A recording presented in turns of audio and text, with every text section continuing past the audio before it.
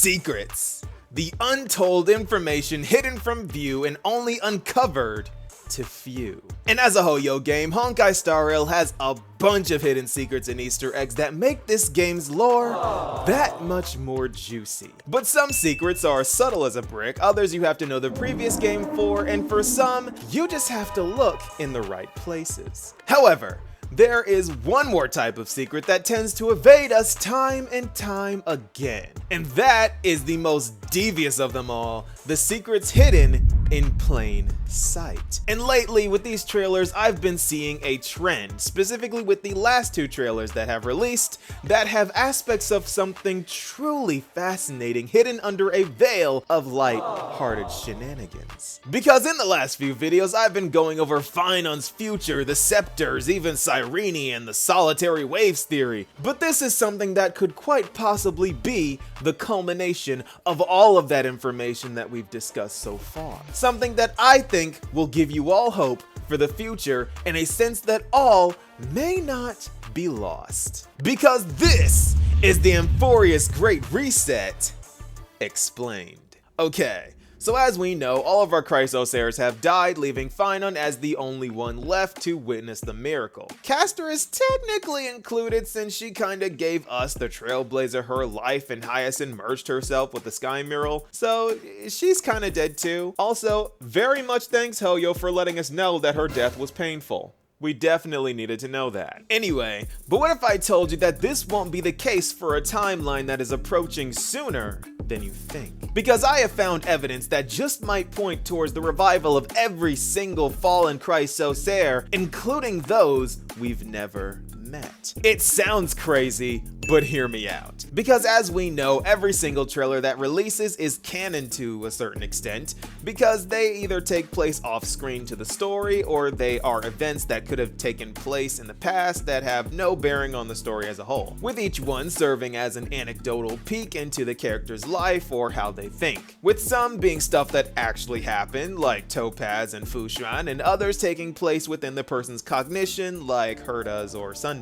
And then there's Fei Xiao, who does a bit of both, but that's besides the point. Point is, these events exist within the universe in one way or another, and they have taken place. And that is a pattern that has been followed throughout the entire game, including Euphorious, with Aglaya's trailer being an overview of her long journey as a demigod, Tribi doing Tribi things, Mighty taking a strife trial, Anax's viewpoint on the people around him and how they view him, Castor's remembering who she is and her duty to guide people to the afterlife, but then there's Hyacinth's trailer and Cypher's. And these two make absolutely no sense, because both of these trailers take place in a time that doesn't exist. Let me explain. Okay. So the trailer starts off with Hyacinth using social media, which suggests that at this time Aglaya is still alive, since only local communication can be managed without her golden threads in full effect. And she is in Akima, so we know that this is after the fall of the Grove of Epiphany. But this comes into question when Mighty appears, who is said to never return to Akima after he leaves to fight the Black Tide. He sends messages, but he himself does not return. Okay, so maybe this is right before Mighty becomes the demigod? A few days are sure to have passed between the events of the Grove falling and Mighty setting off for Castrum Kremnos, which is really strange because if I am to believe that this took place before the events of 3.3, then Hyacinth shouldn't know who Cypher is yet, because when they met in the Vortex of Genesis, this was their first meeting. Cypher has been gone for just that long. So for Cypher and Mighty to be in Akima or anywhere at the same time is impossible chronologically. But the strangeness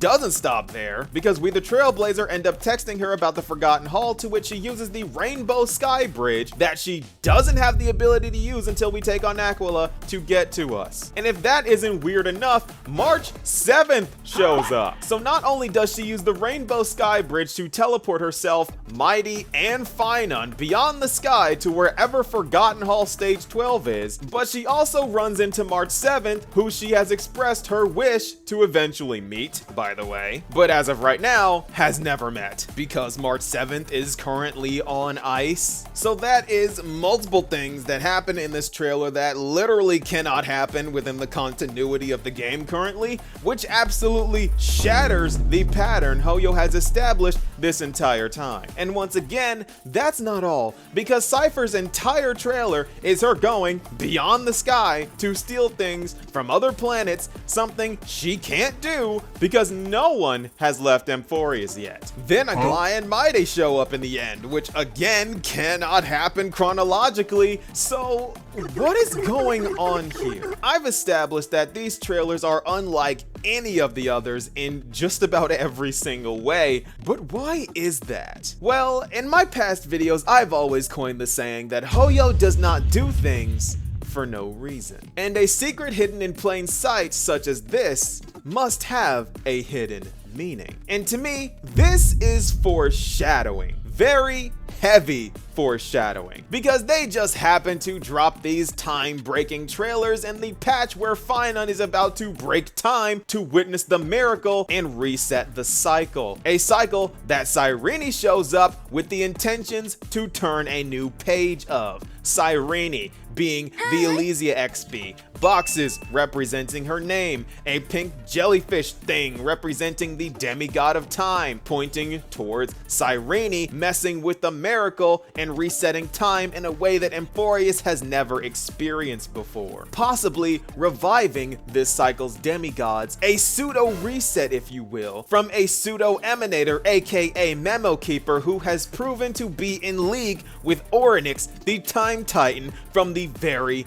beginning. Because remember, we saw Mem right after we crashed, and Orynyx was tweaking out, which leads me to think that either Mem or Cyrene is the one who saved us before we were gazed at by Fu Li. Also, Mem is probably originally Cyrene's Memo Sprite because Elysia had a small version of herself in Honkai Impact 3rd, and that just lines up that she would make a Memo Sprite copy of herself. The only person in the universe that rivals Elysia in praising her own beauty is Herta, and I'd still give the edge to Elysia. Anyway, I believe this information of Cyrene's connection to the power of time and miracles and her appearance at such a crucial moment in sensitive time, combined with these trailers being entirely out of whack time-wise, points towards one thing. The demigods are coming back. At some point, these characters will be alive to make what transpires here possible, and Amphorius will be unrestricted along with March 7th fully recovered. So in the future,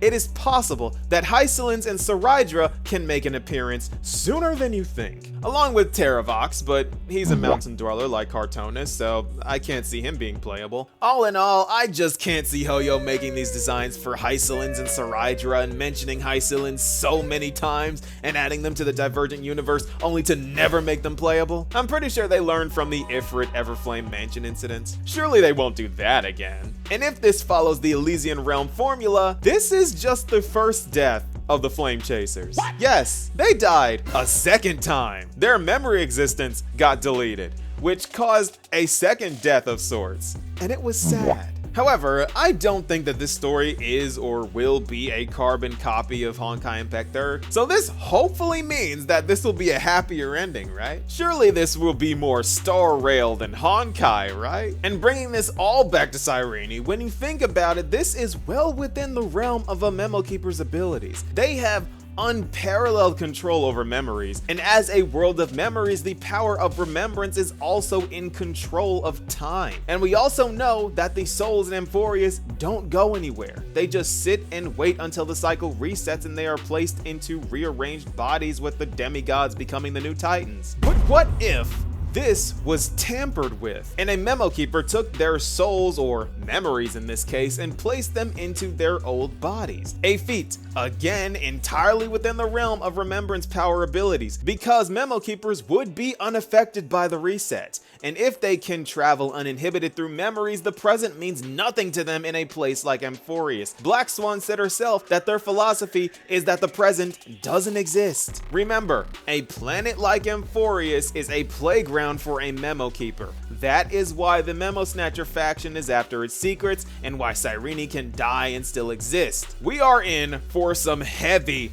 time paradox stuff in the future, and I am all for it as long as our heroes get to witness the true Era Nova. Admittedly though, we still have a ton of unanswered questions, and this has been one of my wildest theories so far. But I need answers for what has been going on with these trailers, and if Hoyo pays no heed to their universe and refuses to answer my questions, then I can only do it myself. Because this is the Amphorius Great Reset Explained.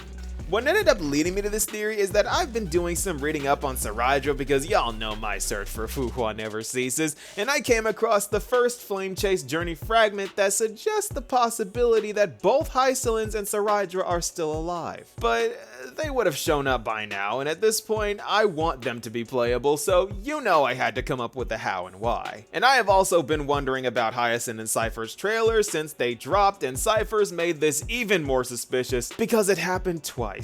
Both of them back to back, breaking time, having interactions that aren't currently possible, when every trailer at least makes canonical and chronological sense right before we reset the cycle? I don't believe in coincidences, and I don't believe that Hoyo does things for no reason, but I do believe that they hid this secret under the guise of character moments in lighthearted therapy that we all need. And they know this. The healing is in progress after all, meaning that it could be possible that Hoyo just spoiled their own story right in front of our eyes and we all missed it. But what do you guys think?